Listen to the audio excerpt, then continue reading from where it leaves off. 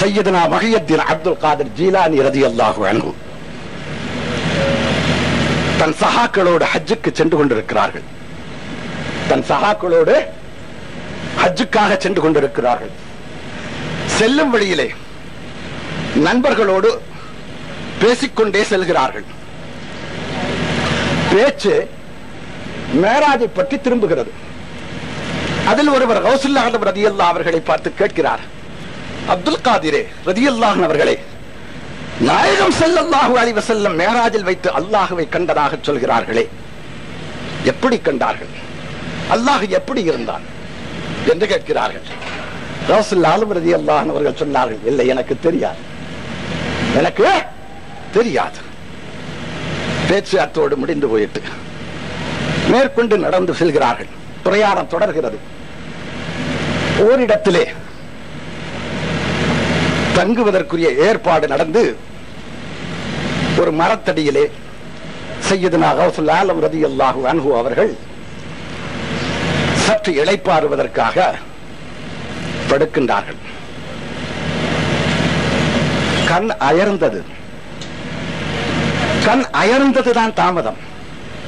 சட்டென்ற ஒரு கனவு அவர்களுக்கு முன்னால் விரிகிறது. நாயகம் ஸல்லல்லாஹு அலைஹி வஸல்லம் அவர்களுடைய திருப்பேரர் என்று பேசப்பட்ட கௌசுல் ஆலம் கனவொன்று காணுகிறார்கள். அந்த கனவிலே சையதுனா கௌசுல் ஆலம் ரலியல்லாஹு அன்ஹு அவர்கள் சொர்க்கத்தினுடைய வாசல் படியில் நின்று கொண்டிருக்கிறார்கள். எங்க உஷாரா இருக்கீங்களான்னு தெரியணும் இல்ல, ஆனா அவங்க எனக்கு யாருன்னே தெரியல. எப்போ பார்த்தாலும் இருட்டிலேயே கொண்டு அந்த மக்களை உட்கார வச்சு போடுறீங்க. நாங்க ஏதோ செவுத்த பார்த்து பேசுற மாதிரி ஆயிப்போடுது எங்க கதி. அப்ப கௌசுல் ஆலம் ரலியல்லாஹு அன்ஹு சொர்க்கத்தினுடைய வாசல் படியில் நின்று கொண்டிருக்கிறார்கள். அங்கே சையதுனா அலி இப்னு அபீ தாலிப் ரலியல்லாஹு அன்ஹு அவர்களும் நின்று கொண்டிருக்கிறார்கள்.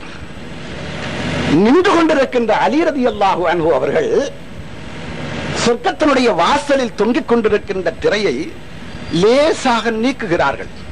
மிக லேசாக நீக்குகிறார்கள். மெதுவாக தலையை திரும்ப தலையை வெளியே இழுத்துக்கிறாங்க. பலமுறை இப்படியே எழுகிறது. கௌசுல் ஆலம் ரலியல்லாஹு அன்ஹு அவர்கள் இதை வேடிக்கை பார்த்துட்டே நிக்கிறாங்க.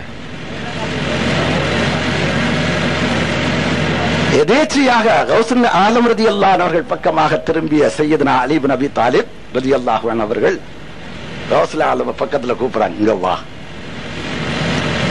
அவன் பக்கத்துல போனாங்க.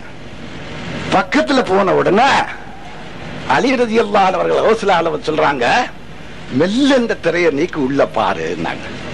என்ன சொல்லாங்க? மெல்ல இந்த திரையை நீக்கி உள்ள பாரு. இவங்களும் மெல்ல அந்த திரையை நீக்கி உள்ள பார்த்தாங்க.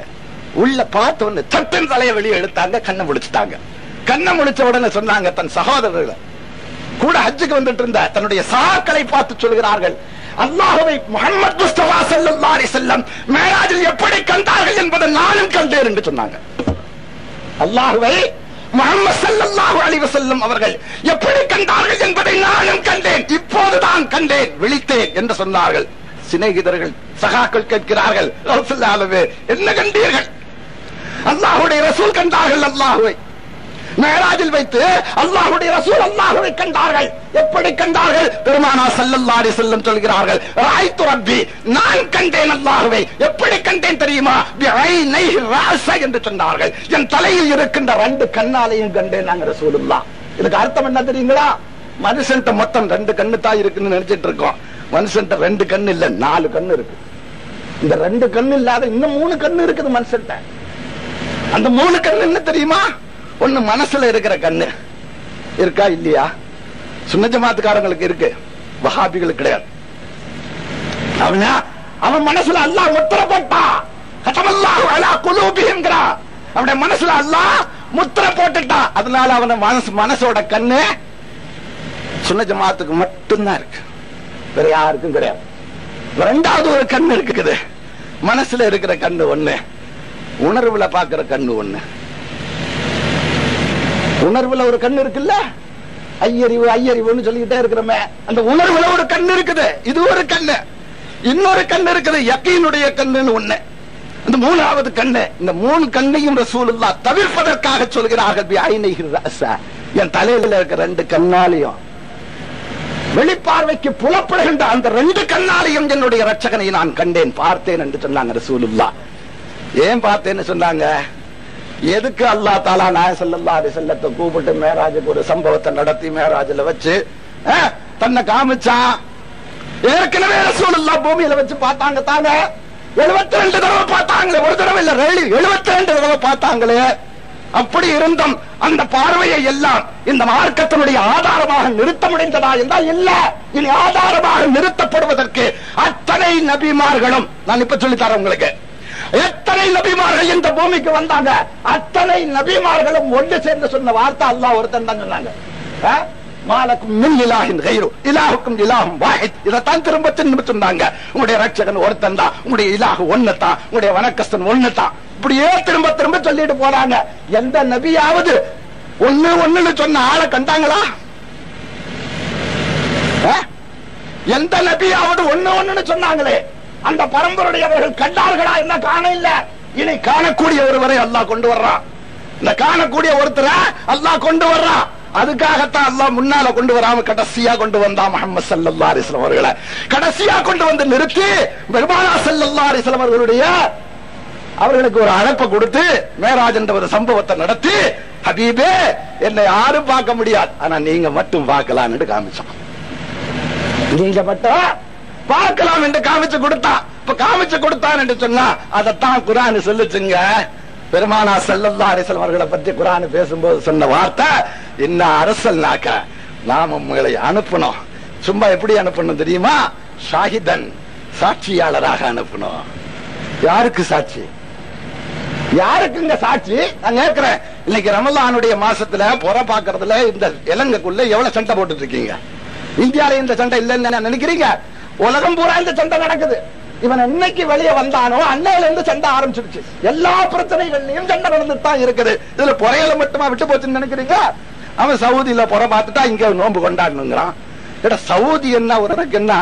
எல்லா விஷயத்திலையும் சவுதி தான் உனக்கு முன்னோடியா, சவுதி தான் உனக்கு முன்மாதிரியா, இல்ல சவுதி தான் உனக்கு உஸ்வத்துல் ஹசனாவான்னு கேட்டா, சவுதி தான் எனக்கு எல்லாம், அங்க இருந்து தான் சல்லி வருதுன்றான்.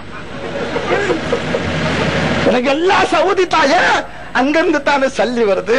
நீ சல்லி கொடு, உனக்கு மாதிரி பேசுற.